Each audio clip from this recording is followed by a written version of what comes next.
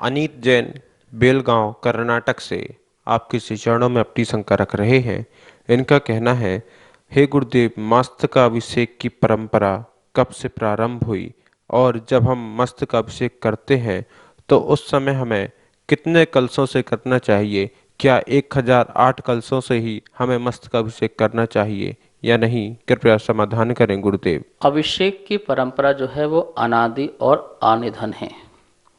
और मस्तक अभिषेक, मस्तक से जो शाही स्नान होता है, सुगंधित पदार्थों से स्नान होता है, जो अभिषिंचित करता है, शरीर शुद्ध करता है, मन शुद्ध करता है, हमारे प्रभु के निमित्त से हमारा मन शुद्ध होता है, हमारा जीवन शुद्ध होता है। तो यह जो परंपरा है अनादिकाल से है और अनंत काल तक रहती है। देखिए, सौधर्म में इंद्र बाल जिनेन्द्र का जब पांडुक शिला में अभिषेक करते हैं तो वो कोई छन्ने आदि से पहुँचते नहीं कि छन्ने से पहुँच रहे हों। छन्ने से पहुँचने का काम तो सची करती है, लेकिन अभिषेक का काम सौधर्म इंद्र करता है और वह पूर्ण अभिषेक करता है। 1008 कलशों से अभिषेक करता है और वो कलश भी बहुत बड़े बड़े कलश होते हैं। तो वो कहीं हाथ में कर रहा हो, कहीं पैर में कर रहा हो, कहीं कंधे में कर रहा हो, नहीं, सीधे मस्तक के ऊपर ही जो है अभिषेक किया जाता है और मस्तक के ऊपर से अभिषेक से सर्वांग शरीर में वो जाता है। तो वह बाल जिनेन्द्र का अभिषेक होता है। आप उसे बालक नहीं समझना, वो तो शुद्ध आत्मा भगवान का स्वरूप रूपी आत्मा है, इस बात का ध्यान रखना। और वह जब मुनि बन जाते हैं तो कोई अभिषेक नहीं उनका होता है। और जब उनका हम जिन बिंब बनाते हैं, प्रतिबिंब बनाते हैं, तो प्रतिबिंब का अभिषेक होता है, जिन बिंब का अभिषेक होता है। 4 प्रकार के अभिषेक बताए गए हैं शास्त्रों में। एक अभिषेक बताया है जो जन्माभिषेक, फिर दूसरा अभिषेक है राज्याभिषेक, तीसरा है दीक्षा अभिषेक और चौथा है जिन बिंब अभिषेक। हम सब लोग भगवान का प्रतीक बिंब बना करके जिन बिंब अभिषेक करते हैं, जिसको हम मस्तक अभिषेक ही करना चाहिए और ये परंपरा अनादि अनंत है। आजकल लोग जो हैं अभिषेक नहीं करते हैं, कपड़े को गीला कर लेते हैं और कपड़े से ही पोंछते रहते हैं। भाई, ये परिमार्जन नहीं करने का, ये तो लास्ट में पानी आदि को पहुँचने का है और ज़रूरी भी नहीं है जल आदि को पहुँचने दी। आपके यहाँ पर जल निकालने की निकासी है तो जल अपने आप ही सूख जाता है। इस प्रकार की निकासी बनना चाहिए कि जल अपने आप ही सूख जाए। बड़ी बड़ी प्रतिमाएं होती हैं, अब बताइए, इतनी बड़ी बड़ी प्रतिमाएं हैं, बाहुबली भगवान की प्रतिमा है, इसका क्या मार्जन करोगे आप कपड़े से? ऐसी कितनी बड़ी बड़ी प्रतिमाएं होती होंगी, उनका क्या मार्जन होता होगा? वो तो जल जाते ही जल सूख जाता है और ऐसा मोरी बनती है जहाँ से जल अपने आप ही जमीन में प्रवेश कर जाता है। ठीक है ना? तो हम जो हैं, जो भगवान का अभिषेक आदि करते हैं तो छन्ने आदि से बाद में मार्जन करें। छोटी छोटी प्रतिमाएं होती हैं, जल रह सकता है, दुग्ध आदि रह सकता है, अन्न पदार्थ रह सकते हैं, तो उसको अच्छी तरह से मार्जन करने के लिए हम वस्त्र आदि का उपयोग करते हैं। लेकिन पहले से ही शुरू में ही हम छन्ने से पहुँच करके बस काम खत्म कर दें, ये परंपरा जो है अभी अभी लोगों ने प्रारंभ की है।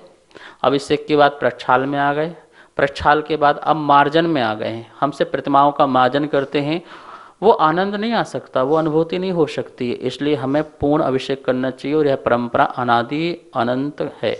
लोकेश जैन चेन्नई से आपके श्री चरणों में अपनी शंका रख रहे हैं। इनका कहना है, जब मुनि महाराज आहारचर्या के लिए निकलते हैं तो वह मुद्रा धारण करके ही क्यों निकलते हैं? कृपया समाधान करें गुरुदेव। देखिए, मुद्राओं का अपने आप में बहुत महत्व होता है। मुद्राएं एक सांकेतिक भाषा हैं जिससे हमें पता चलता है कि ये क्या हो रहा है।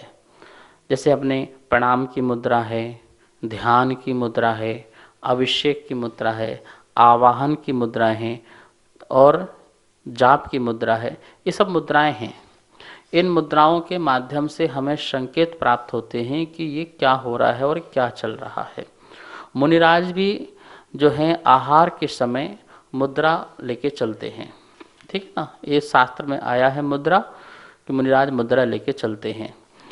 लेकिन मुद्रा कहाँ से लेके चलते हैं, कितनी दूर तक चलते हैं, इसके बारे में ज़रा समझें। जंगल से मुनिराज आ रहे हों, अब उतनी दूर से वो मुद्रा लेके चलें ज़रूरी नहीं है। गांव के समीप आकर के, गांव में प्रवेश करके वहाँ मुद्रा ले सकते हैं, अथवा सामने जो है चौके आदि को देखकर भी मुद्रा ले सकते हैं। और यह मुद्रा एक पहचान है कि महाराज जी जो हैं विहार नहीं कर रहे हैं, हमारे यहाँ आगमन नहीं हो रहा है, अपितु ये आहार के प्रसंग से ही निकले हैं। मतलब वो आहार करने को ही निकले हैं। ये मुद्रा दर्शा रही है कि मुनिराज जो हैं वो ना आ रहे हैं ना जा रहे हैं, अपितु आहार के लिए ही आ रहे हैं। उनको कोई विहार आदि नहीं हो रहा है, ऐसे ही नहीं घूम रहे हैं यहाँ वहाँ, ये आहार की दृष्टि से आए हैं। तो इस मुद्रा को लेकर के वो आपके घर के सामने भी खड़े हो सकते हैं, ऐसा शास्त्रों में आया है। आंगन तक में जा सकते हैं मुद्रा दिखा करके, और कोई ना हो पड़गहन तो वहाँ से वो निकल भी सकते हैं। तो ये पहचान होती है कि मुनिराज हमारे घर में आए, या गली से निकले या रास्ते से निकले, सामने घर से निकले, तो ये आहार के लिए पहुँचते हैं। ठीक है ना। तो इस उद्देश्य से ये मुद्रा बनाई जाती है। इसमें कुछ और भी विषय को ध्यान में रखना है कि जैसे मुद्रा बना ली, अब महाराज जी मुद्रा लेकर के पड़क गए, पड़गहन हो गया, तो क्या मुद्रा अब वो लेके चलना चाहिए आगे, या फिर उस मुद्रा को छोड़ देना चाहिए? तो देखो, दूर से पड़गहन करते हैं तो महाराज जी मुद्रा लेके ही चलते हैं, क्योंकि अन्य लोगों को समझ में आता है कि ये आहार आदि को जा रहे हैं। और जब हम चौके आदि में पहुंच गए हैं, जब हमारी पूजन होती है, तो मुनिराजों को अपन उच्चासन बिठाते हैं। उच्चासन में ध्यान रखना, अपन को अपन एक छोटा सा पटा लगा दिया, नीचे बैठा दिया, ये उच्चासन नहीं कहलाता। आप तो खड़े रहते हो और महाराज जी को नीचे बैठा देते हो छोटे से पाटे में। बड़ी चौकी होना चाहिए प्रॉपर, या तखत होना चाहिए, तखत में बैठाओ या बड़ी चौकी में बैठाओ, और मुनिराज अपनी मुद्रा छोड़ के ऐसे बैठ सकते हैं, क्योंकि मुनिराज की पूजा होनी है। तो पूजन के समय एक सौम्य मुद्रा होना चाहिए। कौन सी मुद्रा होना चाहिए? सौम्य मुद्रा होना चाहिए। और ये सौम्य मुद्रा नहीं रह जाती है। ये पूजन की मुद्रा नहीं है कि महाराज जी ऐसे बैठे हैं आप पूजा करते रहें। महाराज ना जी ये अपना काम हो गया, इसका काम हो गया, अब इससे कोई महाराज जी का अंतराय हो जाएगा। महाराज जी उठ के जा भी सकते हैं, ध्यान रखना, कोई बीच में विघ्न बाधा हो, जब तक खड़े नहीं हुए आहार को, वो पुनः मुद्रा लेके निकल जाएंगे। उनको जरूरी नहीं है कि मुद्रा हमने एक बार छोड़ दी तब हमको यहीं आहार करना होगा, ऐसा नहीं है। आप महाराज जी फिर ऐसे बैठ गए इस प्रकार से, और आप महाराज जी की बढ़िया भक्ति भाव से पाद प्रक्षालन करा रहे हैं, पूजन कर रहे हैं, नमस्कार कर रहे हैं, शुद्धि बोला। फिर महाराज जी ने खड़े होकर के क्या बोलते कि आहार आदि किया। और जब तक खड़े नहीं हुए हैं और सिद्ध भक्ति नहीं पड़ी है खड़े खड़े, उसके पहले किसी भी प्रकार की विघ्न बाधा आती है, महाराज जी फिर मुद्रा बना लेंगे और वहीं से फिर आहार को जा सकते हैं। ये व्यवस्थाएं बिल्कुल चलती हैं। और अभी वर्तमान में हम जैसे साधु लोग, जैसे ज्ञान हमको मिला है परंपरा में गुरुओं से, तो हम लोग मुद्रा लेके ही बैठे रहते हैं और पूजा पाठ भी होती रहती है। चल रहा है, चलने दो, कोई दिक्कत नहीं है। लेकिन कोई इस प्रकार से भी बैठ जाए और अपनी पूजन पाठ आदि कराएं तो उसमें कोई बाधा बिल्कुल भी नहीं है। और ये ध्यान रखना, साधुओं को पाटे में तो खड़े होना जरूरी नहीं है। मुनिराज तो नीचे जमीन में ही खड़े होकर के आहार कर लेते हैं, क्योंकि कोई भी जीव पैर से नीचे निकलेगा तो अंतराय हो सकता है, तो नीचे खड़े हो जाते हैं। लेकिन उनको आसन जो दो बैठने का, वो ऊंचा स्थान होना चाहिए, बड़ा स्थान होना चाहिए। जैसे बैठ करके, जैसे भगवान वेदी में बैठे हुए हैं, ऐसे गुरुओं को भी अच्छा आसन दो, जिससे आप पाद प्रक्षालन अच्छे से कर सकें और पूजन पाठ भी कर सकें। तो इस प्रकार से ये मुद्रा का जो प्रसंग है, मुद्रा सर्वत मान्यात् स्यात्, मुद्रा सदा सर्वमान्य होती है। जैसे कागज में मुद्रा लगा दी तो वो अब वो नोट बन गया। यदि मुद्रा ना हो तो वो नोट नहीं कहला सकती है। सरकार के कानून में सारे मुद्राएं लगती हैं, वो मुद्रा लगती जाती है, वो कागज पावरफुल हो जाता है। रजिस्ट्री में मुद्रा लगी, वो पावरफुल हो गया। ऐसी अपनी मुद्रा, प्रणाम की मुद्रा, ध्यान की मुद्रा, पूजा की मुद्रा, आहार की मुद्रा, ये सारी मुद्राएं जो हैं अपने आप में पहचान कराती हैं किस किस चीज़ों की है। तो ये आहार की मुद्रा है, इसके अलावा और कोई दूसरी ये आहार की नहीं होती है। और ये मुद्रा भी सिर्फ जो है मुनि राजों के लिए आई है, अन्य और किसी के लिए मुद्रा नहीं आई हुई है। सिर्फ दिगंबर जैन साधु के लिए पहचान के लिए मुद्राएं हैं। अन्य वस्त्रधारी जो हैं वो तो इस प्रकार से निकल जाते हैं धर्म लाभ लेने के लिए, उनके लिए मुद्राओं का कोई स्थान अभी पढ़ने में प्राप्त नहीं हुआ है। निपिन जैन मुरार से आपके श्री चरणों में अपनी शंका रख रहे हैं। इनका कहना है, जब मंदिर जी में विधान आदि होते हैं तब बहुत नाच गाने होते हैं जिससे श्री जी की अभिनय होती है। क्या यह सब मंदिर में उचित है या नहीं? कृपया समाधान करें गुरुदेव। मंदिर जी में नाच और गाना नहीं होता है, पहले तो आप ये सुधार लें। मंदिर में नाच नहीं, नृत्य होता है। मंदिर में गान नहीं, गीत होता है, भक्ति से युक्त होता है। नाच गाना तो आपके डांस, ड्रिंक, ड्रामा पार्टियों में होते हैं, शादी पार्टी आदि में होते हैं। वहाँ पर आप नाच गाना करते हैं जहाँ पर आपकी विषयों की आसक्ति है, अंग प्रदर्शन है, आपका वैभव का प्रदर्शन है, आपकी कला का प्रदर्शन है। भगवान के द्वार पर कोई अपनी कला का प्रदर्शन नहीं कर रहा है, कोई अपने अंग का प्रदर्शन नहीं कर रहा है। यहाँ भाव विंगना ही कुछ अलग है। यहाँ तो प्रभु के रंग में रंगा जा रहा है, प्रभु के तप में रंगा जा रहा है, प्रभु के संयम और साधना में रंगा जा रहा है, प्रभु के मार्ग में चला जा रहा है। यहाँ भक्ति मन से भी होती है, यहाँ भक्ति वचन से भी होती है, और यहाँ भक्ति तन से भी होती है।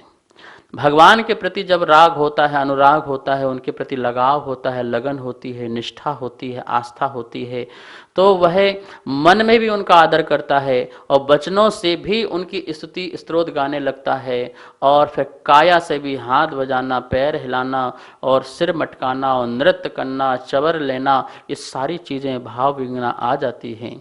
तो इसमें कोई पाप का बंध नहीं होता है, इसमें तो वैराग उत्पन्न होता है, इसमें तो बहुत ही ज़्यादा आस्था उत्पन्न होती है, असंख्यात पाप कर्मों की निजरा होती है। इसलिए इसे नाच गाना कभी मत बोलना, और ना ही कभी भगवान की भक्ति करने में शर्म करना। हाँ, हम भगवान की भक्ति कर रहे हैं ना, भगवान को हमसे कोई लेना देना नहीं है, हमको भगवान से कुछ लेना और देना है, ये ध्यान रखना, ठीक है ना। तो इसलिए हम बहुत भक्ति भाव से, तन मन से, और अपने पास धन होता है तो धन से भी हम कुबेर बन करके बरसात करते हैं। इस प्रकार से बहुत सुंदर भक्ति होती है। सौधर्म इंद्र, सौधर्म इंद्र नाचते गाते समोषण में आता है, ऐसे रोते पीटते नहीं आता है। प्रभु को देखते ही ऐसा मग्न हो जाता है, अपने को भूल जाता है।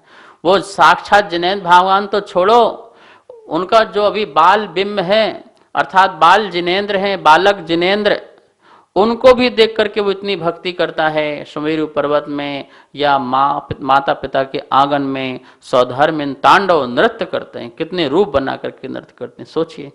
तो इससे तो कर्मों की निजरा होती है। सौधर्मेंद्र को पाप लगता होगा बालक के सामने नृत्य करने में, माता पिता के सामने नृत्य करने में? अरे पाप नहीं लगता, महापुण्य की राशि प्रकट होती है। वो बालक है भी, बालक नहीं है, भगवान स्वरूप ही है, वो ध्यान रखना।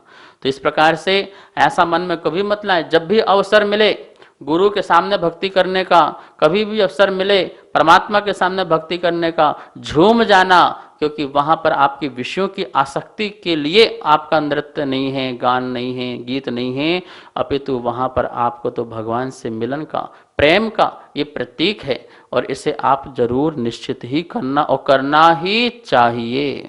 निखिल जैन बांसा दमोह से आपके श्री चरणों में अपनी शंका रख रहे हैं। इनका कहना है, गुरुदेव बहुत से धार्मिक कार्यक्रम होते हैं, लेकिन इसमें कुछ लोग बैठ के पीछे बैठ जाते हैं और मोबाइल आदि का उपयोग करते रहते हैं, तो इनको इन सब में कौन से कर्म का बंध होगा?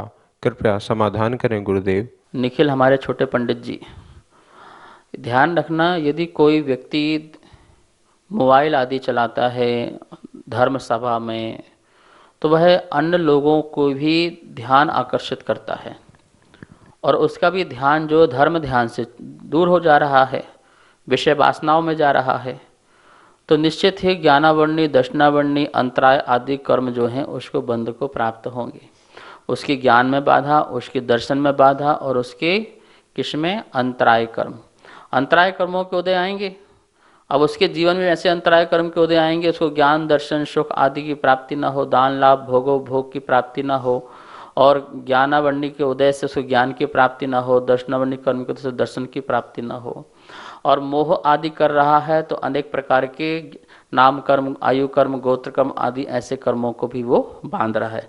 तो देखा जाए वो सभी प्रकार के कर्मों को बंधन बांधता है। इसलिए धर्म ध्यान करते समय, जिस समय हम धर्म ध्यान कर रहे हैं, उपदेश सुन रहे हैं, तो मोबाइल आदि का साधन एक तरफ रखें, और गुरुदेव बैठे हुए हैं, प्रभु हैं, उनकी दिव्य वाणी को सुनें और उनको आनंद लें, तत्व को समझने की कोशिश करें और अपने जीवन को सार्थक करें। सभी को सादर जय जिनेंद्र। जैसा कि आप सभी को विदित है कि पूज्य गुरुदेव के द्वारा नित्य आगम के अनुसार आप सभी की शंकाओं का समाधान किया जा रहा है, जो कि पारस चैनल के माध्यम से नित्य शाम को प्रसारित होता है।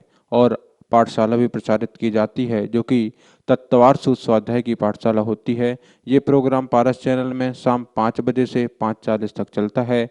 आप सभी अवश्य देखें। और जिस प्रकार से संबंधित, किसी भी प्रकार से संबंधित ये कोई भी शंका आपके मन में है, तो आप नीचे दिए गए नंबर पे भेजें। आपकी शंकाओं का समाधान पूज्य गुरुदेव के मुखारविंद से आगम के अनुसार किया जाएगा। जय जिनेन्द्र।